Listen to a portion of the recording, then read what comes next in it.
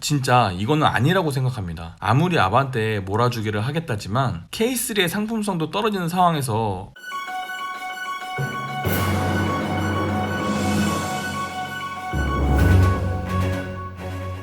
안녕하세요. 가격표 번역기 차파구입니다. 오늘 제가 번역해드릴 자동차는 기아의 K3 2021년형 모델입니다. 1부에서는 등급별 장단점에 대해 설명드리겠습니다. 그럼 시작하겠습니다. 스탠다드 등급입니다. 1714만원이고요. 장점 먼저 설명드리겠습니다. 123마력의 15.7토크의 스마트 스트림 엔진입니다. GDI 방식에서 MPI 듀얼포트 분사 방식으로 바뀌었는데 연비가 좋아진 점이 가장 큰 변화이며 GDI의 고질병인 노킨 현상도 사라졌습니다. IVT 미션은 무단 변속기지만 변속 알고리즘을 적용하여 일반 변속기 같은 느낌을 주고요. 전방 충돌 방지 보조는 전방 차량이 급정거할 경우 운전자에게 경고를 해주며 그럼에도 불구하고 운전자가 브레이크를 밟지 않는다면 차가 자동으로 브레이크를 밟아줍니다. 차로 이탈 방지 보조는 차량이 차로를 이탈하려고 하는 경우 계기판과 소리로 경고하며 차를 차선 안쪽으로 밀어 넣어줍니다. 하이빔 보조는 상향등 켜고 운전할 때 전방에 차량이 있으면 자동으로 상향등을 꺼주는 아주 좋은 기능입니다. 남에게 민폐 끼치지 않는 기능이니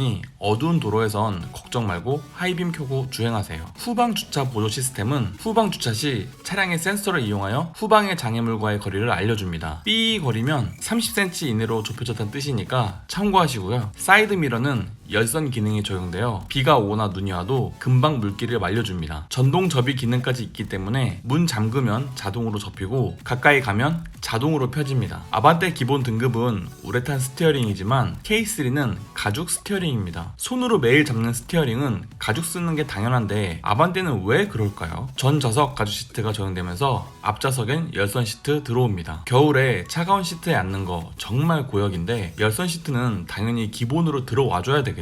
작년 19년식에선 2천만원짜리 프레스티지나 가야 들어오던 버튼 시동 스마트키가 21년형에선 스탠다드부터 기본입니다. 그와 함께 들어오는 스마트 트렁크는 키를 소지한 상태에서 트렁크 뒤에 서 있으면 스프링 탄성을 이용하여 트렁크가 자동으로 열리는 기능인데요. 전동 트렁크는 아니지만 손 안 대고 열리는 것만으로도 매우 편한 기능이죠. 크루즈 컨트롤은 스마트 크루즈처럼 레이더로 작동하는 방식은 아니지만 토글 스위치로 속도 조절이 가능하기 때문에 통행량이 적은 고속도로에서는 쓰기 충분합니다. 스탠다드 등급 단점입니다. 기본 등급 치고 옵션이 많이 들어와 있네 라고 생각했지만 다 그럴만한 이유가 있습니다. 일단 19년형에 비해 가격이 100만원이나 올랐는데요. 그에 비해 추가해준 옵션이라고 할 만한 건 가죽 스티어링, 인조 가죽 시트, 앞좌석 열선 시트, 스마트키 정도뿐입니다. 이 정도면 100만원 상승치고 많이 넣어준 거 아니냐고요? 네, 아닙니다. 위에서 말한 옵션들 중 가죽 스티어링 제외하고 나머지 옵션들은 19년형에서도 75만원짜리 옵션만 추가하면 넣을 수 있는 부분이었거든요. 그런데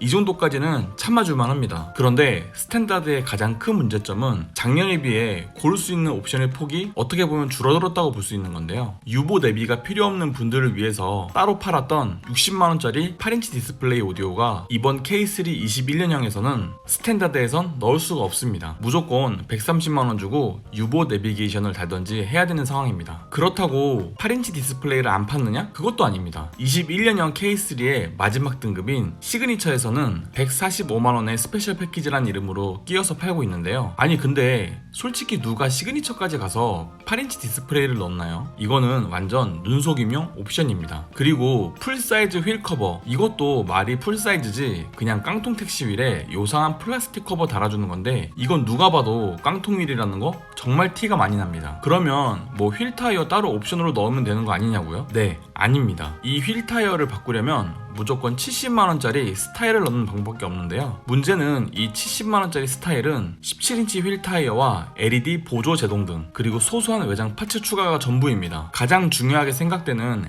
LED 헤드램프는 들어있지 않고요. LED 리어램프마저도 들어있지 않습니다. 그래서 19년형 같은 경우는 30만원만 주면 15인치 알로이 휠이라도 바꿀 수 있었는데 이번 21년형에서는 그것조차 안 되는 겁니다. 그리고 휀더에 달리는 방향 지시등도 사이드 미러의 LED로 바꾸려면 작년 같은 경우는 45만원짜리 스마트 키만 넣어도 됐지만 올해 같은 경우는 무조건 80만원짜리 드라이브 와이즈를 넣어야 됩니다. 저는 이거를 왜 드라이브 와이즈에 묶었는지 정말 알다가도 모를 일이네요. 그 외에도 매뉴얼 에어컨 역시 매번 온도와 풍량을 따로 설정해야 되는 게 귀찮은 부분이고요. 이것도 오토 에어컨으로 바꾸려면 무조건 130만원짜리 유보 내비게이션 넣어야 됩니다. 자, 그래서 정리해보자면 이번 K3 스탠다드 등급은 얼핏 보면 모든 옵션은 다 고를 수 있게 열어놓은 듯 하지만 정작 가성비로 이 차를 구매하시는 분들에겐 꼭 필요한 옵션은 다 고가의 옵션에 묶여있는 상황입니다. 아주 영악하다고 볼 수 있어요. 프레스티지 등급입니다. 1895만원이고요. 스탠다드 대비 181만원 올랐습니다. 후측방 충돌 경고는 제가 가장 좋아하는 능동 안전장치인데 흔히들 말하는 사각지대 경고장치를 말합니다. 사각지대에 차가 있다면 사이드미러 경고 등에 불이 들어오고요. 그 상태에서 방향 지시등을 켜면 바로 경고음으로 차선 변경하지 말라고 알려줍니다. 덕분에 사각지대로 인한 스트레스를 받지 않아도 되니 운전 피로도가 많이 줄어들더라고요. 스탠다드에서 아주 못난이었던 15인치 휠 커버는 일반 알로이 휠로 바뀌고요. 앞좌석에는 통풍 시트가 적용되는데 뭐 통풍 시트 좋은 점은 제가 다 말로 할 필요가 없죠. 특히 현대 기아의 통풍 시트는 신세계 그 자체입니다. 등과 엉덩이에 바람을 불어주기 때문에 땀도 안 차고 쾌적한 기분으로 운전할 수 있어요. 추운 겨울에 손가락 너무 시려워서 손끝으로 스티어링 돌려보신 분들이라면 이 열선 스티어링의 편리함은 아마 잘 아실 겁니다. 이 열선 기능은 키자마자 얼마 안 있어 바로 따뜻해지니까 손 녹이는데 좋죠. 프레스티지 등급 단점입니다. 작년엔 프레스티지가 2,050만원이었는데 올해에는 1,895만원이니까 완전 좋아진 것 같죠? 하지만 아닙니다. 일단 작년에 프레스티지는 뒷좌석 열선 시트와 센터 암레스트, 뒷좌석 에어벤트가 기본으로 적용되어 있었는데요. 올해는 이것들을 채우려면 45만원짜리 컴포트를 따로 넣어줘야 됩니다. 개소세 인하된 걸 생각하면 결국 눈 가리고 아웅식 가격 정책이죠. 그래도 뭐 프레스티지에서 뒷좌석 옵션이 필요 없는 사람이 있을 수도 있으니까 선택의 폭을 넓게 준 거라고 좋게 생각해보려고 했습니다. 그런데 다시 잘 보니까 이 45만원짜리 컴포트도 정말 애매한 게 2열을 위한 옵션들이 다 있는 줄 알았는데 정작 중요한 2열 에어벤트는 빠져있네요. 그래서 이거 넣으려면 무조건 시그니처 등급까지 가야 됩니다. 아니 어떻게 차가 연식이 지나면 지날수록 점점 구성이 안 좋아질 수가 있는 거죠. 거기에 16인치 알로이 휠과 블랙 하이그로시 범퍼, 익스테리어 파츠들도 따로 스타일을 추가해야 되는 상황입니다. 21년형에서는 빠져 있습니다. 그래 그럼 뭐 70만원짜리 스타일 넣지 뭐 라고 생각했는데 작년에는 스타일을 넣으면 풀 LED 헤드램프가 들어왔지만 올해에는 프레스티지에서 스타일을 넣어도 풀 LED 헤드램프는 들어오지 않습니다. 결국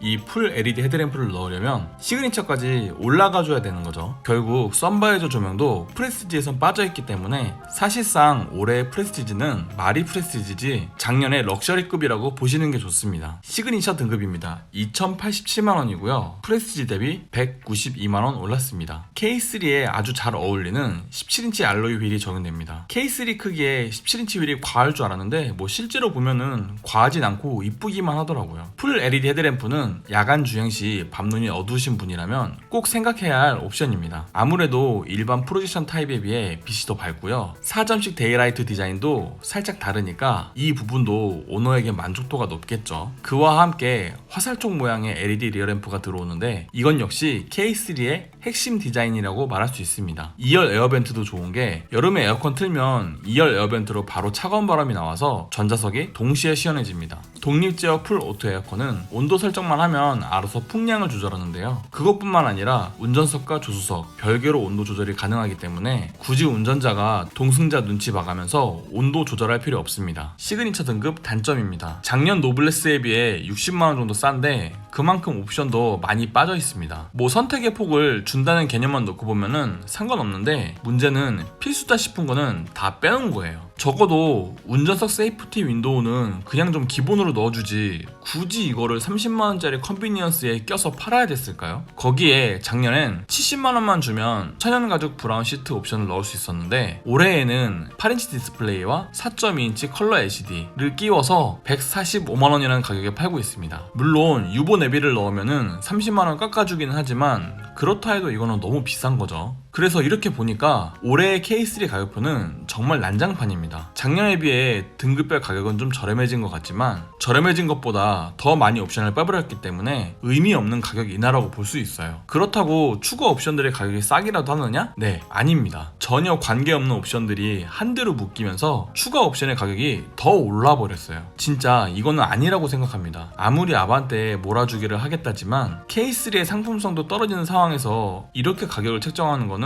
정말 아니라고 생각해요. 이로써 등급별 장단점에 대한 설명은 끝났고요. 2부에서는 차파고가 제안하는 최상의 가성비 조합에 대해 설명드리겠습니다. 도움이 되었다면 구독과 좋아요, 도움이 되지 않았다면 싫어요를 꼭 눌러주세요. 감사합니다.